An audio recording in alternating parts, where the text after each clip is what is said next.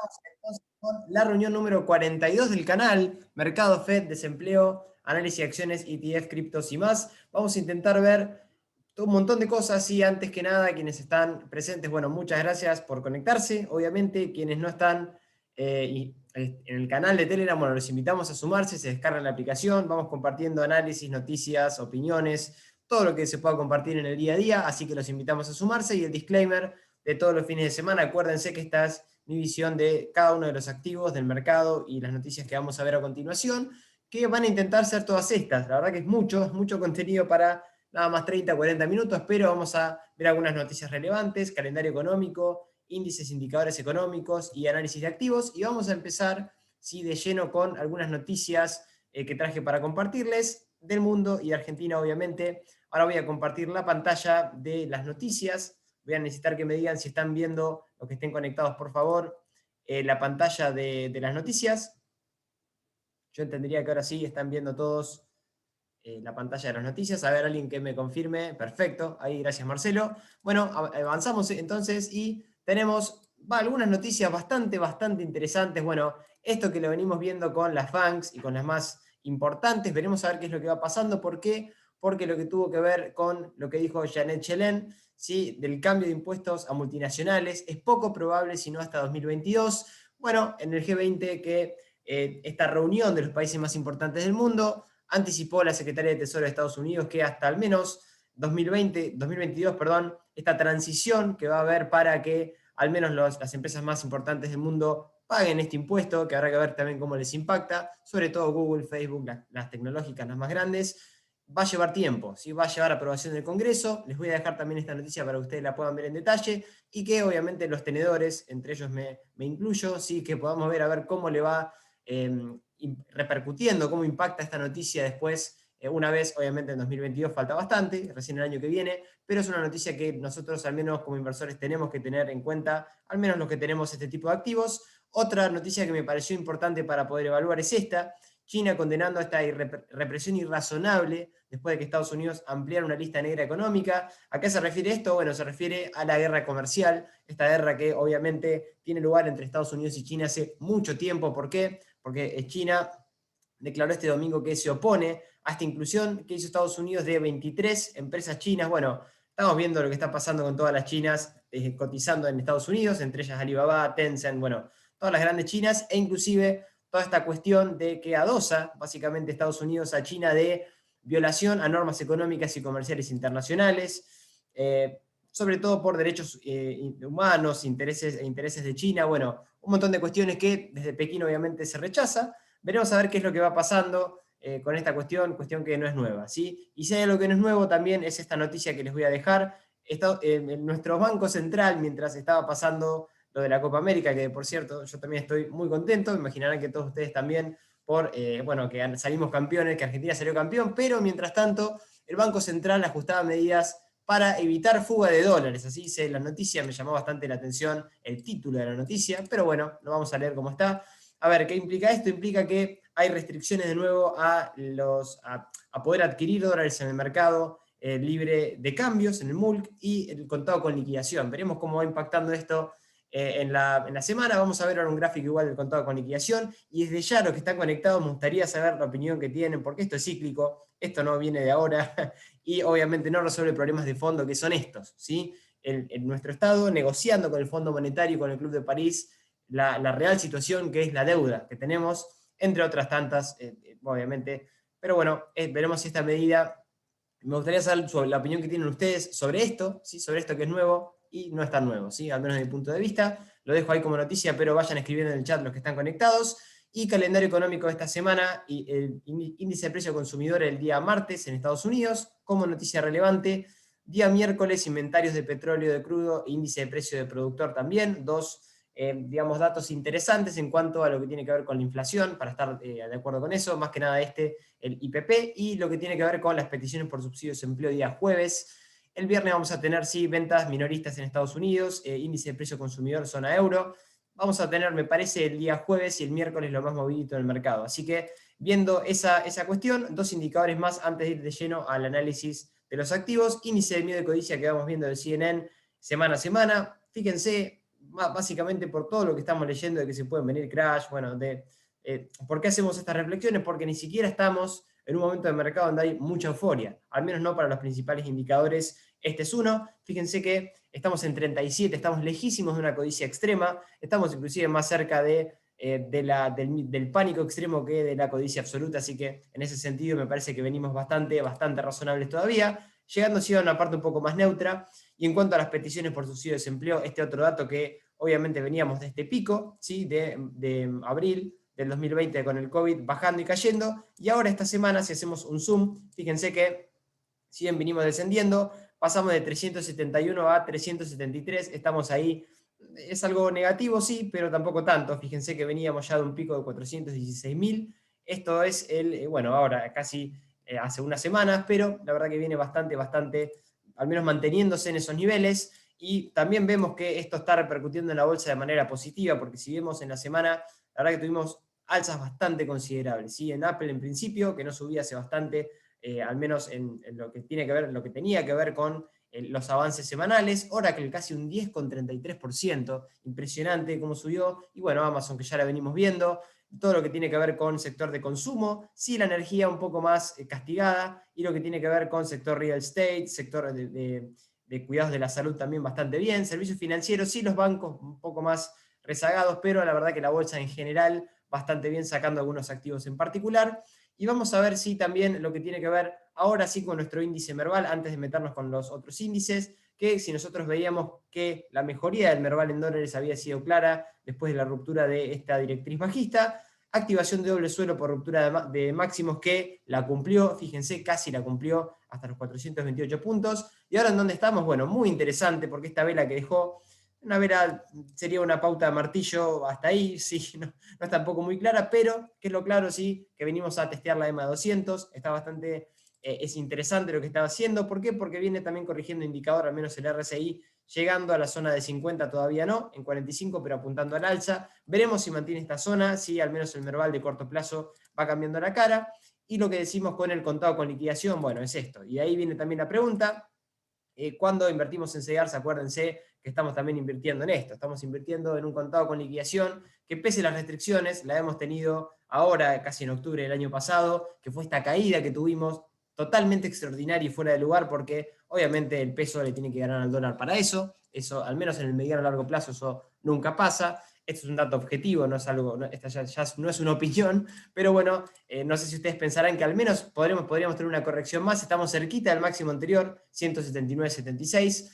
A mi modo de ver, sí, podría haber una corrección temporaria clara, quizás a niveles de la EMA 200, o un poquito más por debajo hasta estos mínimos en 140, pero de ahí veremos cómo se logra mantener y si realmente estos paliativos, digamos, ¿no? Porque son los síntomas, no es la enfermedad, estamos atacando siempre los mismos problemas sin ver sin ver el fondo de la cuestión, que no es claramente, no es intentar restringir el mercado o al dólar, pero bueno, eso se llama como opinión personal en el contado con liquidación. Y vamos sí a lo que tiene que ver con entonces ya el análisis de lleno de activos. En principio vamos a arrancar con los índices en máximos casi de toda la historia, el S&P 500 ni que hablar. Siempre hablamos de lo mismo, estamos lejísimos del soporte del 38.2 FIBO que pasa por 35.22, 3.522 y 3.000 aproximadamente puntos para el 61.8 y en subida libre, fíjense, tuvimos una pequeña corrección en la zona de la EMA 200 y ahí sí, la EMA 200 ya es el soporte clave, al menos de cortísimo plazo, ¿sí? Necesitaríamos una corrección un poco más clara, seguro, no la tuvimos, no sé si la vamos a tener, tenemos un mercado fuertísimo, ¿sí? Al menos de corto plazo, e inclusive fíjense los indicadores ya un poco más purgados, el MACD en compra por arriba de 0, un RSI arriba de la zona de 50, lo tenemos en la zona de 62, salimos de la zona de sobrecompra, esto es un dato interesante, y un estocástico que tampoco está acá arriba, fíjense, ya vino purgando indicadores y al alza, así que parecería que deberíamos tener al menos un arranque de semana tranquilo y una semana que siga al alza, porque tenemos al menos los principales, ni que hablar el Nasdaq, fíjense el Nasdaq, este índice de las tecnológicas, que si nosotros vamos a ver la perspectiva, bueno, claro que tenemos los niveles FIBO lejísimos, ¿sí? Es decir, una corrección al menos a niveles de la EMA 200 o a niveles de los soportes anteriores en 14.480 o los 14.328 no vendría nada mal, ni que hablar mínimos anteriores que quedan lejísimos, esa es la realidad, pero lo tenemos casi volviendo a visitar el único máximo de toda su historia que tienen 14.875 el Nasdaq, que sí, fíjense, parecería estar dando acá cruce alcista en lo que tiene que ver con el MACD por arriba de cero, así que esto sí también ya lo consideramos como cruce. El RSI que bajamos acá de la zona de lo que es la zona de 70, ¿sí? Salimos de la zona de sobrecompra por arriba de 50 apuntando al alza en 62, y lo mismo el estocástico casi a mitad de camino, similar al SP500 en este sentido, también dando compra al Nasdaq muy fuerte, muy alcista, y el Dow Jones, el índice de industriales, para terminar con el repaso de lo que tiene que ver de las bolsas americanas, muy, muy fuerte también. Fíjense, acá está así, estamos yendo a visitar máximos de nuevo. ¿Qué pasa? La primera resistencia, la inmediata, que era este doble techo que ya lo tiene cumplido, ¿sí? Lo cumplió cuando inclusive rompió por debajo de la EMA 200 y ahora volvió a recuperarse, volvió a retestear 2 veces la EMA 200 y ahí está yendo otra vez a buscar máximos que pasan por los 34.820 y los 35.000 puntos aproximadamente. Muy fuerte, y acá también indicadores bastante purgados. MACD en compra por arriba de cero. Sí, el RSI, acá sí estamos un poco más cerca de la zona de 70, y el estocástico también, casi llegando a la zona de sobrecompra. Este sí es uno de los que no purga tanto los indicadores y tampoco está tan cerca, aunque sí está ahí nomás, de los máximos de toda su historia. Y si vamos a ver ya lo que tiene que ver con algunos activos que traje para compartirles, vamos a arrancar con la primera, que es Mastercard. Este sector que para mí es un monopolio junto con Visa y PayPal, porque tiene que ver con pagos de, servicios de pago electrónicos. ¿Sí? Fíjense que muy, muy interesante, porque es un activo con una perspectiva, con una mega tendencia alcista de larguísimo plazo, y que si lo vemos todavía tiene un hombro cabeza hombro invertido activado hasta la zona de los $435 con 68 centavos, y posiblemente podría llegar a activar una zona de zona de casi doble, triple suelo, en caso de romper máximos entre mínimos. Todavía obviamente no lo activó, sí tiene activado este hombro cabeza hombro invertido hasta esa zona que marcamos recién, pero lo activaría de romper la zona de los 401,60, que igual de todas formas, fíjense, la EMA 200 la tiene cerca, sí está lejos del soporte, el FIBO 38.2 está en los 316,68 centavos de dólar, y los $272, donde pasa el FIBO 61.8, también está lejos, pero en caso de romper máximos entre mínimos, activaría esta figura rectangular que nos lleva inclusive por arriba, ¿sí? de esta figura que ya la tiene activado, que ya la activó y que la está cumpliendo, obviamente, al menos la tiene en proceso, que nos llevaría al menos hasta los $446, ¿sí? Al menos eso, Mastercard, lo que tiene que ver con indicadores antes de ir a la siguiente. Acá sí tenemos casi un cruce alcista, así vamos a sacar esto. ¿Por qué? Porque parecería, fíjense que acá volvió a dar cruce por arriba de cero, casi imperceptible, pero el RSI está por arriba de 50, ya en terreno positivo, y lo que tiene que ver con el estocástico también, ¿sí? En la mitad, ya con indicadores purgados, así que parecería que podríamos tener una consolidación más, romper estos máximos anteriores, y ya es sobre todo este máximo que pasa por los 401,75, activar la estructura y ¿sí? Cumplir otra vez el máximo anterior para este gran activo, ¿sí? Que es un sector defensivo, no tanto como el que vamos a ver a continuación, que es Coca. Si nos vamos un poco más al sector value, no growth, un activo que es de esos activos que hay que tener en cartera de la parte más conservadora, por así decirlo, quien no lo tenga. ¿Por qué? Porque a mediano o largo plazo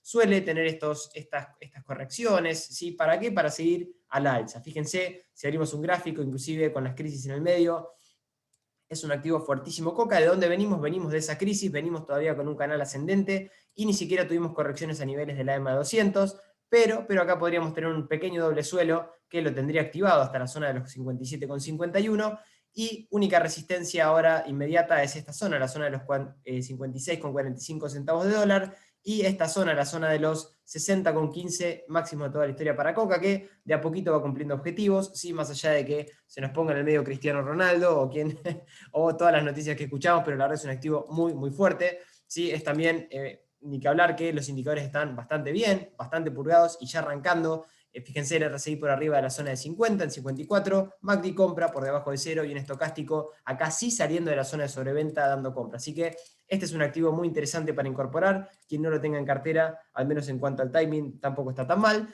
Otro que vamos a ver, un clásico también, JP Morgan, sector bancario, uno de los activos más fuertes también de la bolsa de este sector, que es interesante porque está corrigió bastante, y es un activo muy fuerte también de largo plazo. Otro sector, como decimos, que también se podría tener en cartera. Entre este y Goldman Sachs, obviamente, a mi modo de ver, Goldman Sachs me gusta un poquito más, pero este ya viene bastante en una situación bastante mucho más correctiva que Goldman, al menos desde mi punto de vista, corrigiendo casi un 11% de sus máximos en 167,35 y con una figura que todavía no desactivó, sí, porque no rompió mínimos nuevamente y la tiene hasta los 175,02, este doble o triple suelo que ya lo activó cuando rompió máximo. Así que veremos qué pasa. ¿Estamos lejos de soportes? Sí, estamos lejos de la EMA 200, que pasa por 140,97, el FIBO 38.2 en 133,92 y el 61.8 ni que hablar, que esta es la zona que no tiene que perder de mediano a largo plazo, pero la verdad que viene con una fortaleza alcista muy clara, indicadores también al alza, mantiene compra por debajo de cero, lo que tiene que ver con un RSI que también está por arriba ya de la zona de 50, recién arrancando, y un estocástico que también acompaña este sentimiento alcista, así que este es otro activo bastante interesante que ya supo tener ahora una corrección, o al menos está en esta etapa de consolidación, daría toda la sensación para qué, para seguir subiendo y romper el máximo de la historia que tuvimos anteriormente, un poquito lejos de soportes, nada más pero bueno, la verdad que muy fuerte, muy alcista. Johnson Johnson, vamos a otro sector también bastante conservador, este sí, muy interesante porque si bien estuvo toda esta cuestión de las vacunas, se supo mantener bastante bien porque es otro sector también, del sector de cuidados de la salud, y fíjense que sí, tenemos acá casi un doble suelo que podría activarse de romper los máximos en 175,53 y nos llevaría ahí sí a tener una proyección de mínimo al menos en $183. ¿Sí? ¿La activó o no la activó? La activa si rompe esta zona, la zona de los 172,41 y sobre todo si rompería los máximos de toda su historia en 173,44. Tenemos sí soportes lejos, la EMA 200 en la zona de los 159,63. FIBO 38.2 en 149.17 y el 61.8, que es ya así lejísimo, ¿sí? En 134.02. El timing no es bueno, pero si activa esa figura, al menos nos regala la figura, que hasta que no la desactive la tendría activada. Y tenemos sí un MACD en compra por arriba de cero, un RSI acá sí ya saliendo de la zona de 50 en 62, pero lejos de la zona de sobrecompra. Y un estocástico también, fíjense, en la zona de sobrecompra en 94, acá sí, quizá podría consolidar un poquito más, pero mientras no rompa esta zona y no rompa niveles FIBO ni el AMA 200, mucha fortaleza para Johnson Johnson, que es otro activo a tener de corto, de mediano largo plazo, mejor dicho. Son esas medias tendencias de ese sector. Vamos a Chevron, este activo que lo voy a poner en perspectiva, vamos a verlo en gráfico semanal primero, porque es un activo del sector petrolero de Estados Unidos que es un activo fuertísimo. Es un activo fuertísimo de largo plazo. Fíjense que tiene un track record espectacular de 1980 a la fecha. Si este signo es growth, hace mucho tiempo y viene recuperándose bastante bien después de la crisis del COVID. Si no volvió a sus máximos anteriores, que están lejísimos, en 134,69, pero obviamente lo está haciendo bastante bien como generalmente lo está haciendo el petróleo. Dejó un gap alcista, rompió la EMA 200, vino a retestear y de ahí activó un doble suelo que ya lo cumplió. ¿En dónde estamos ahora? Bueno, estamos en una zona de consolidación. Acá no tenemos, fíjense, no tenemos por un pelito un doble suelo, pero está consolidando en esa zona, tiene la EMA 200 cerca, y sí, son los soportes FIBO un poquito más lejos, en 89,56 y en 75,42, y ya sí, muchas resistencias por el camino, pero de corto plazo mejoró bastante, así que mientras mantenga la EMA 200 es un claro mantener, si no, esperar alguna resolución un poco más clara, que todavía no tiene ninguna figura activada. Tenemos un MACD en venta por debajo de cero, ¿sí? Y un RSI ya por debajo de la zona de 50, pero en 45, y un estocástico saliendo casi de la zona de sobreventa, no llegamos, pero dando compra. Así que veremos qué pasa, al menos mejora la cara de corto plazo Chevron, este sector ya del sector petróleo. Vamos a ver Verizon Communications, ¿sí? Vamos a ver lo que tiene que ver con este otro. A ver, deme un segundito, ahí estamos, pues se activó, a ver, un segundito. Ahí estamos. Se había activado, el micrófono de alguien, no importa. Verizon Communications, sector es 5G, es 5G, que este sí también es un activo de mediano a largo plazo fuertísimo, pero que tiene sus baches, obviamente, más allá del largo plazo alcista, ¿sí? Que lo tenemos en pantalla. Sí tenemos activado un triángulo que se rompió a la baja, ¿sí? Acá sí tendríamos, o nos llevaría hasta los 49,74 aproximadamente, muy por debajo del FIBO 61.8. Pero ojo, si rompe otra vez la EMA 200, podría volverse interesante, aunque ahora es no entrar, si al menos hasta no tener una señal clara de un rebote y una ruptura, porque ya lo vino a hacer el rebote, y fíjense dónde rebotó, exactamente en la EMA 200, y en cuanto a indicadores, acá sí, ya estamos un poco más cerca de la zona de sobreventa, en 44, llegando a la zona de 50, y lo que tiene que ver con un MACD en compra por debajo de cero, junto con un estocástico dando compra, así que parecería que iría o tendría que ir a testear esta zona, pero mientras esté en terreno negativo es no tocar, es un claro mantener todavía para que la tenga en cartera, porque no rompió el FIBO 61.8. Esta es la zona que no debería perder, ni que hablar de los 52,92 y mínimos de marzo en 48,93, al menos para Verizon Communications. Y la última, que es Coinbase, antes de ver cripto y ver un poco el oro y la plata. Coinbase, que bueno, no tiene mucho track record, pero la traemos porque es muy interesante. Fíjense que tuvo una caída bastante clara, una divergencia bajista que la marcamos en el canal. Fíjense por qué mientras el precio descendía, los indicadores, al menos en lo que tenía que ver con el estocástico y el MACD, nos estaban dando compra, y ahí parecería haber reaccionado. No tiene ni siquiera 200 ruedas, por eso no aparece la EMA de 200, pero sí ya nos aparece la EMA de 50, en donde el precio ya se puso por arriba. Así que mientras no rompa mínimos anteriores, que inclusive estaría formando un posible doble suelo, que lo activa si rompe los 257,90, todavía no lo tiene activado, pero veremos qué pasa, y sobre todo que no rompa la zona de los 232,53, 222,92, y ni que hablar de estos mínimos de casi toda su historia en 209,24, y de ahí sí que rompa esta zona de resistencia en 307,33, y el impulso FIBO de toda esta gran caída que tuvo, al menos desde que salió a cotizar, muy poco track record igual de todas formas. Sector obviamente cripto, y los indicadores ayudando porque tenemos un MACD en compra por arriba de 0, lo que tiene que ver con el RSI ya está por arriba de 50 en 60, y un estocástico que no está en zona de sobrecompra, pero ya nos está dando compra en la zona de 60. Así que veremos cómo le va a Coinbase y si ayuda obviamente lo que tiene que ver con las cripto, que a continuación lo vamos a ver. Vamos a estar terminando con el oro y la plata. El oro, que manejamos un escenario alcista todavía. ¿Por qué? Porque la verdad que estamos ahora en una zona clave del oro, porque otra vez vinimos a rebotar a la EMA 200. Fíjense, nos había dejado este gap que no lo pudo cerrar. Fíjense, no lo pudo cerrar todavía, que pasa por la zona de los 170,99, al menos en el ETF del oro que estamos viendo. Y veremos ahora si esta semana rompe con fuerza y puede ir a buscar, obviamente, las resistencias que las tenemos. La primera en 178,82. Esta zona, la zona de doble techo y la del 61,8 de Fibonacci, que pasa por 180,30 y 183,33, y máximo de su historia obviamente en 194. Así que veremos cómo reacciona el oro. ¿Por qué? Porque dio cruce MACD alcista por debajo de 0. Acá sí nos faltó un puchito para llegar a la zona de 50, pero estamos en 49, ya casi dando compra y saliendo de la zona de sobreventa, y un estocástico también en compra. Así que veremos si nos ayuda el oro. La verdad que para mí al menos debería ser un escenario alcista para el oro, lo vengo manteniendo porque tiene de fondo al menos una figura bastante interesante. Veremos si se da, no la tenemos en pantalla, el hombro, cabeza, hombro invertido que podría estar formando. No está, no hay nada, así que no vamos a hablar todavía de eso, pero la figura puede llegar a aparecer. Así que la plata, algo similar al oro, no rompió mínimos anteriores, mantuvo muy bien esta zona del FIBO 38.2 y está ahí con la EMA 200. Sí la vino a buscar esta semana, no la pudo quebrar, sí, esto es una debilidad, pero veremos si esta semana al menos lo puede romper los 46,33 y sobre todo el 61,8 Fibonacci, que pasa por 47,42. Y bueno, resistencias tenemos varias para arriba, así que, pero estas zonas son las más relevantes al menos de corto plazo. ¿Por qué decimos esto? Porque acá parecería haber dado cruce, alcista todavía no lo marcamos porque faltaría que decida un poco, y lo que tiene que ver con el RSI todavía no llega ni a 50, está en 38, este sí un poco más rezagado, pero saliendo de la zona de sobreventa, y un estocástico arrancando, saliendo sí acá de la zona de sobreventa. Así que veremos qué pasa con la plata, si sigue un poco la evolución del oro o se va cortando. Y los últimos dos activos que tengo antes de analizar alguno que ustedes quieran, ¿sí? Vayan escribiendo en el chat los que quieran analizar alguno en particular.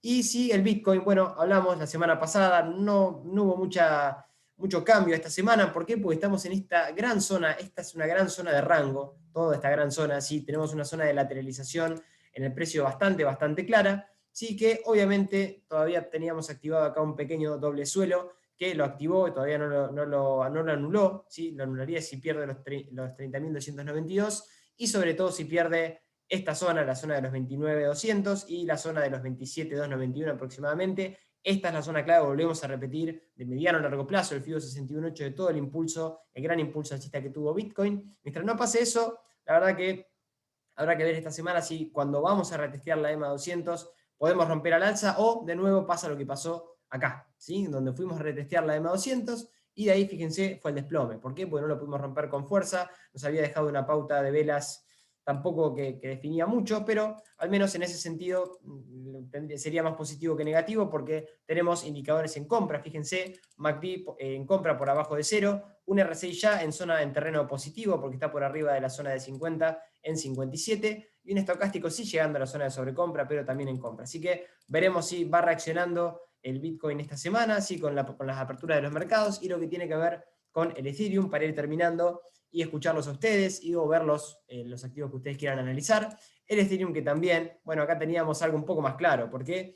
Porque teníamos un doble toque a la EMA 200, ¿sí? Que fue esta zona y esta zona, que de ahí, fíjense, rebotó 2 veces y no la pudo romper con fuerza. Esta es la primera zona clave a vulnerar que dijimos. La segunda es el FIBO 61.8 de todo el impulso bajista que pasa por los 3.344, todavía estamos lejísimos.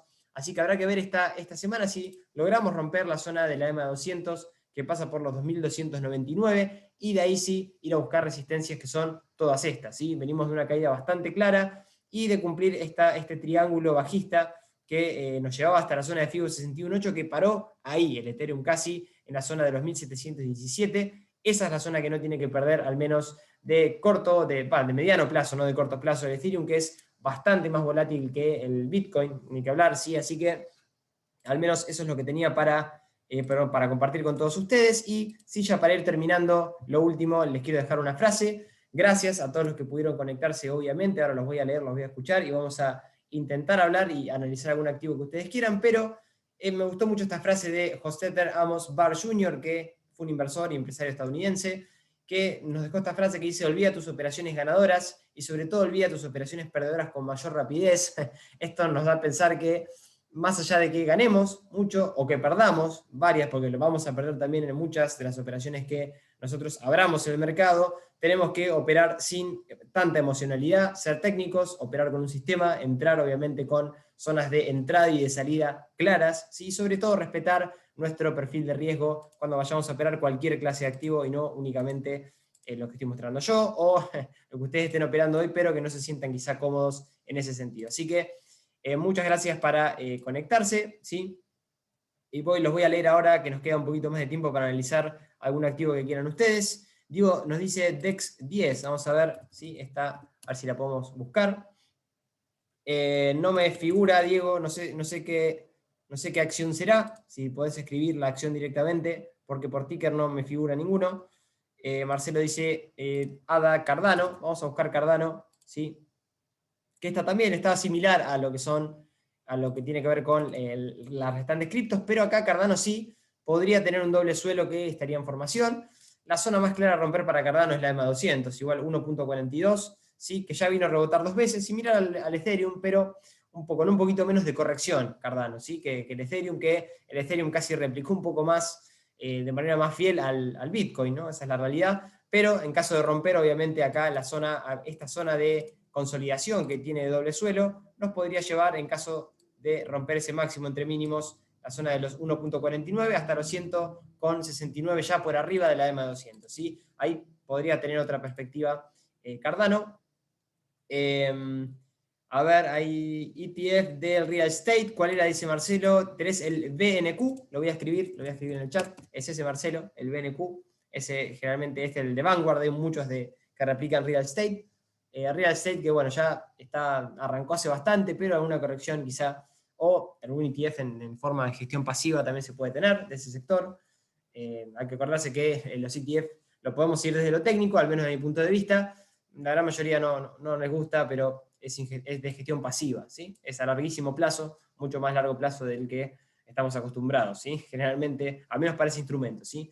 Diego dice, me confundí, era que se veía de 10 RG, la veo linda, pero no sé Brasil. Ahora vamos a ver, RG, si no me equivoco, es Embraer, sí, Embraer, que esa la tengo analizada, ¿sí? Vamos a ver, la tengo, digo, en el listado.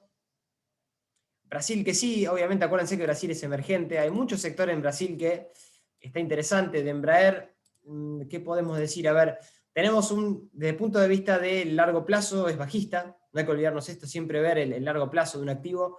¿Por qué? Porque a veces operamos rebotes de largo plazo en corto plazo. ¿A qué me refiero con esto? Me refiero que hay algo que se llama efecto base, que si yo vengo cayendo aproximadamente desde sus máximos, aproximadamente, vamos a hacer un 92%, y después sí, recupero esto que recupero y no llego casi un 300%, pero no llegué ni siquiera a la resistencia anterior, ¿sí? Un 300% desde que rompió sí la EMA 200, pero ahora le está costando, al menos en gráfico semanal. Sí, en gráfico diario es otra cosa, porque acá parecería que mejoró. ¿Mejoró cuándo? Cuando rompió la EMA 200, activó este doble suelo, ¿sí? Cuando rompió los 8,73 y ya lo cumplió, lo tiene cumplido claramente, hasta que nos llevaba hasta los 13 con aproximadamente, no, 14 dólares aproximadamente. Ahora sí está corrigiendo un poquito, pero de corto plazo mejoró. Esa es la realidad. Si rompe los 19,37, sí, mejora de mediano plazo, al menos de esta gran caída que tuvo. ¿Por qué? Porque rompe una zona relevante, al menos desde esa gran caída que tuvo, de ese gran impulso bajista,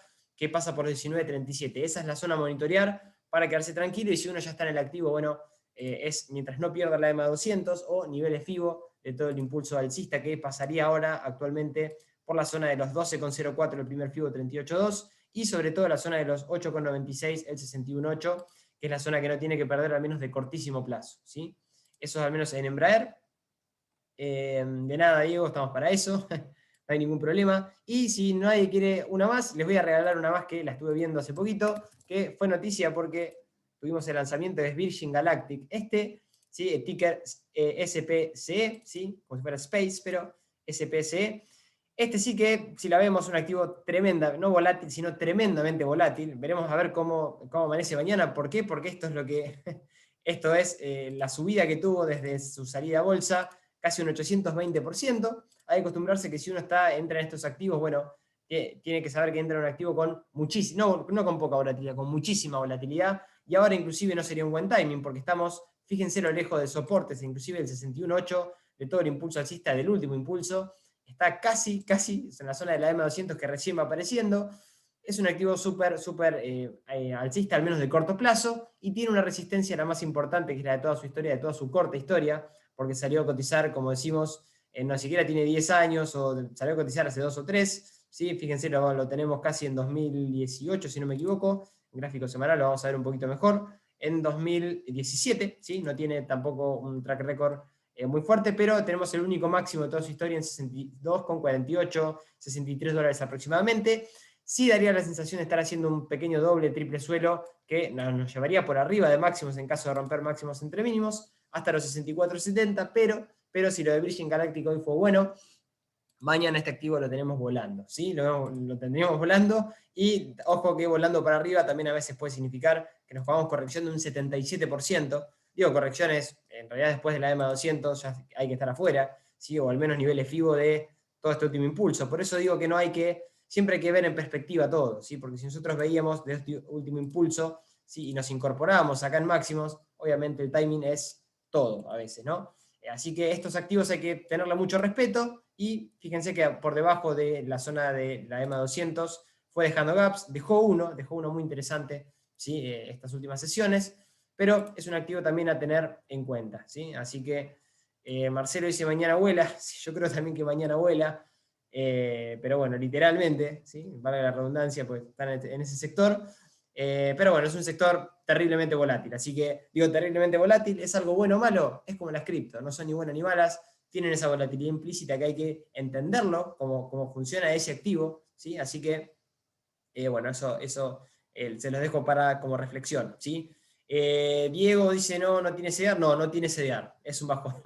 Sí, generalmente los CDR, Diego, el CDR es un mercado grande ahora, se expandió bastante, ¿sí? Antes era más chico inclusive, y hay determinados activos como estos, ¿sí? Que lamentablemente no tienen CDR, ¿sí? Vamos a tener quizá esperar que se incorporen o que se vaya ampliando un poco el mercado, si es que eso pasa, ¿sí? Eso también depende un poco de la economía, depende un poco de la CNB, de todo lo que vaya pasando, ¿sí? Para que el mercado se pueda ampliar, ¿no? Así que Marcelo dice John Deere, perfecto, Marcelo, tenemos tiempo para una más. Vamos a ver John Deere, bueno, este es otro gran activo, este es un activazo, este sí tiene CDR si no me equivoco, y este sí venía sufriendo un poco desde que rompió este claro canal alcista que tenía desde mediados del año pasado, después que rompió la EMA 200. Acá también hablamos de tener perspectiva, porque desde que rompió la EMA 200 al menos, tuvo una subida de 153%, impresionante, casi un año y medio nada más, así que imagínense, y ahora sí viene corrigiendo, dejó un pequeño gap bajista en la zona de los $370, que es el que tendría que ir a cerrar ahora. No tuvo correcciones a la EMA200, eso es una lástima, que pasa por los 313,71 y tiene soportes lejos, ¿sí? No está en el mejor timing, no está en el peor tampoco, porque no estamos en máximo, ya viene corrigiendo un poco, pero pues, se podría esperar, no tiene ninguna figura activada, no hay nada casi, sacando este doble techo que si nosotros lo medimos lo tendría casi cumplido, no lo lleva a cumplir del todo, nos lleva hasta los 313,71. En cuanto a indicadores, bueno, acá los purgó bastante, fíjense, tenemos un MACD en compra por debajo de cero, un RSI llegando a la zona de 50 en 49, y un estocástico que estaría un poco más trastocado, ¿sí? Estamos en zona de sobrecompra, poco, digamos, para mí debería consolidar un poquito o dar alguna señal un poco más clara, ¿sí? Se podría incorporar seguro y poner algún stop loss por debajo de este mínimo, ¿sí? O por debajo, sí, ya de esta zona relevante, aunque tenemos más para perder que para ganar, ¿sí? El ratio riesgo-beneficio, que es lo que yo siempre le digo que intenten antes de abrir cualquier tipo de operación, al menos ver cuál es el máximo y cuál es el mínimo, al menos de correcciones de mercado. Acá iríamos a buscar un 13 o un 14%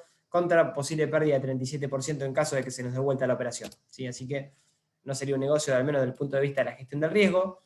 Y se nos está acabando el tiempo, ¿sí? Así que les agradezco mucho haberse conectado. Arranquemos la semana con todo, contentos por Argentina, me imagino, todos como yo. Así que les mando un gran abrazo a todos, Marcelo, Diego, Néstor, Gustavo. Un gran abrazo y nos vamos hablando por el grupo de Telegram, ¿sí? Que arranquen de 10 la semana. Abrazo grande.